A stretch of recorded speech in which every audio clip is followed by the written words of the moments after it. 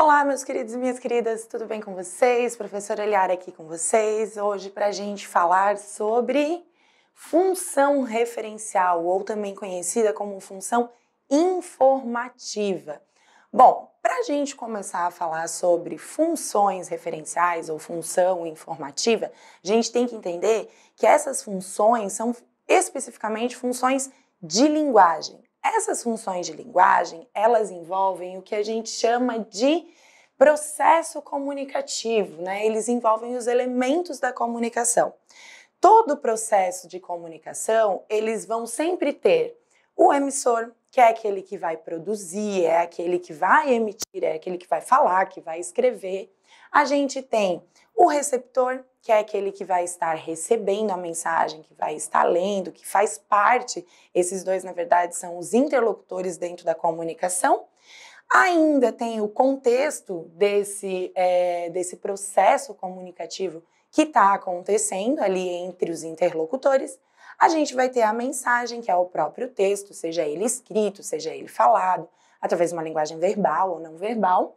Tem o código, né, que é a língua, são os gestos, são as cores, é como que isso tudo vai chegar até esse receptor. E o canal ainda, né, que é um meio de veículo, é como se vai acontecer através de uma ligação, ou se eu vou enviar por carta, se eu vou enviar aí por sinal de fumaça, em outdoor, enfim, né, qual vai ser esse canal que essa mensagem vai chegar entre o emissor e o receptor. A gente tem, então, esses elementos da comunicação. E quando a gente está falando em função referencial, a gente sempre vai ter um foco. Cada função da linguagem, a gente vai ter um foco específico. Neste caso aqui que a gente está falando da função referencial à função informativa, o nosso foco ele vai ser o contexto, né? Ele vai ser o assunto, ele vai ser a situação que tudo isso está acontecendo. Bom, visto sobre os elementos da comunicação, agora sim a gente pode ver as características e o que seria essa função de linguagem referencial ou informativa, tá? Função referencial informativa, ou também chamada de denotativa. Por que denotativa? Como a gente está falando de referência, como a gente está falando de informação, a gente está falando de objetividade. O que seria denotativa? Denotativa vem de sentido real. Denotativa vem de dicionário, de objetiva. Então, a gente tem uma linguagem denotativa, tá? Essa função referencial, ela vai transmitir a informação de forma objetiva e direta. Eu não posso deixar dúvidas nessa informação que eu estou passando. Lembre-se que existe um contexto. Características, então, dessa função referencial. A gente tem objetividade. A comunicação, ela visa transmitir fatos, dados e informações sem ambiguidade.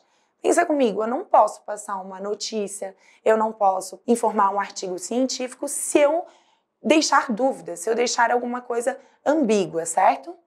Outra característica é a clareza, né? Esse emissor, ele vai buscar evitar essa ambiguidade, como eu já falei para vocês, essa questão de deixar abertas as interpretações, vai utilizar uma linguagem precisa e denotativa, bato, né, nesse tipo de linguagem, né? Destaco aí para a linguagem denotativa e usa-se sempre uma ordem direta sintática, o que a gente chama dentro da gramática de SPC, ou seja, o sujeito, o predicado e o complemento. Outra característica, a ausência da subjetividade, então essa linguagem ela é utilizada de forma impessoal. Quem está produzindo, né, esse meio de comunicação de uma função referencial, ele não pode colocar a sua impressão ali dentro, né, os seus sentimentos, aquilo que ele acha, por isso que a gente tem uma linguagem objetiva, certo? Geralmente apresenta-se em terceira pessoa, então outra característica gramatical, além do SPC, sujeito, predicado e complemento, tá? Qual que é a importância dessa função referencial? Ela vai facilitar a comunicação, porque ela permite uma transmissão eficaz, sem ruídos, sem ambiguidades daquela informação que está acontecendo. Ela é utilizada em diversas áreas, né, diversos contextos acadêmicos. Então, quando você apresenta um TCC, quando você produz um artigo científico, quando é produzido uma análise, ele não pode ter a impressão do seu autor, ela tem que ter uma linguagem direta, uma linguagem denotativa. Muitos profissionais, né, da esfera jornalística, de gêneros jornalísticos, como eu falei anteriormente, na hora de passar uma notícia, na hora de informar uma reportagem, eles não podem colocar a impressão que eles têm sobre aquilo que eles vão estar direcionando ao seu receptor.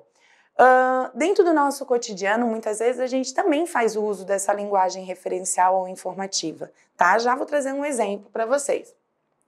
Quais são esses fundamentos da linguagem escrita, né? A base para uma linguagem clara, objetiva, ela é essencial em muitos contextos profissionais e acadêmicos também, como eu já falei anteriormente. Então, a linguagem escrita dessa importância da função referencial dentro do nosso cotidiano, dentro do nosso dia a dia. Os gêneros textuais que apresentam, então, essa função referencial, essa função informativa. A gente tem os manuais de instrução. Já pensou você receber ali alguma coisa que você tenha que montar e você tiver dúvida sobre isso, ou ele trazer certa ambiguidade, ou ele trazer uma impressão de quem está montando esses manuais de instruções? Não tem como, né? Ele precisa ser objetivo, ele precisa ser direto, ele precisa ser de forma clara, tá? As bulas de remédio. As bulas de remédios, elas trazem uma linguagem denotativa. Para que serve, se causar determinada situação, em caso, né, de alergia, muitas vezes a gente percebe aí dentro das bulas de remédio, em caso de irritações, ele tem que direcionar objetivamente o que você deve fazer. Então, as bulas de remédio, elas são um exemplo clássico de uma linguagem referencial. Textos científicos, como eu já falei anteriormente para vocês, mapas e diagramas devem ser apresentados de forma clara e direta, e os textos jornalísticos também. Aqui até eu trouxe um exemplo para vocês, né, onde ele vai dizer: sobe para 418 o número de casos confirmados de Covid-19 no Rio Grande do Sul. Então, eles trazem informações diretas e objetivas. Aqui a gente tem outros exemplos, então aqui um diagrama que vai falar sobre a variação linguística, né, vai falar que a variação linguística ele depende de uma variação geográfica, histórica, o que é uma definição. Então, ele vai trazer uma informação, um contexto, uma referência. Aqui ele vai trazer uma reportagem sobre chuva alaga a delegacia e policiais são retirados de bote na Grande São Paulo. Então, ele também vai trazer uma linguagem objetiva, ele vai trazer essa informação. Aqui a gente tem a linguagem do rádio multidiática, então ele vai trazer uma informação também, uma linguagem objetiva, um texto que vai explicar sobre essa questão oralidade radiofônica, sobre o ouvinte, a simplicidade. E aqui ainda a gente tem uma placa onde diz: atenção, leia as instruções antes de iniciar os serviços, que é justamente trazer essa informação de uma linguagem referencial. Eu trouxe também uma questão do Enem, tá? De 2018, que ele vai trazer uma reportagem da revista Veja, Abril, e vai dizer o seguinte: deficientes visuais já podem ir a algumas salas de cinema e teatros para curtir em maior intensidade as atrações em cartaz. Quem ajuda na tarefa é o aplicativo Watchme, recém-chegado ao Brasil e disponível para os sistemas operacionais iOS, Apple ou Android no Google. Ao ser conectado à rede Wi-Fi de cinemas e teatros, o app sincroniza um áudio que descreve o que ocorre na tela ou no palco com o espetáculo em andamento. O usuário, então, pode ouvir a narração em seu celular. O programa foi desenvolvido por pesquisadores da Universidade Carlos III em Madrid. Na Espanha, 200 salas de cinema já oferecem o recurso e filmes de grandes estúdios já são exibidos com o recurso, diz o brasileiro Luiz Mauch, que trouxe a tecnologia para o país. No Brasil, já fechamos parceria com São Paulo, companhia de dança, para adaptar os espetáculos deles.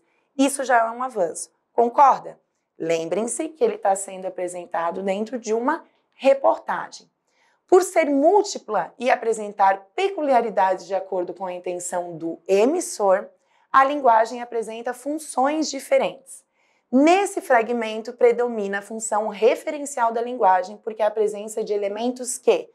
Aqui, na verdade, é só relembrar quais são as características da função de linguagem referencial.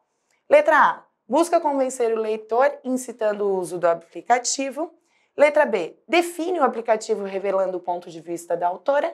Letra C. Evidencia uma subjetividade explorando a entonação emotiva. Letra D. expõe dados sobre o aplicativo usando linguagem denotativa, ou letra E, objetiva manter um diálogo com o leitor recorrendo a uma indagação. Lembrando que a linguagem referencial ou informativa, lembra lá no início que eu falei, uma das características é a linguagem denotativa, ou seja, a linguagem direta. Então, a resposta para essa questão específica do Enem seria a resposta E, onde ele traz dados e informações. Bom, é sobre isso, então, função referencial, função informativa. Até a próxima. Tchau, tchau.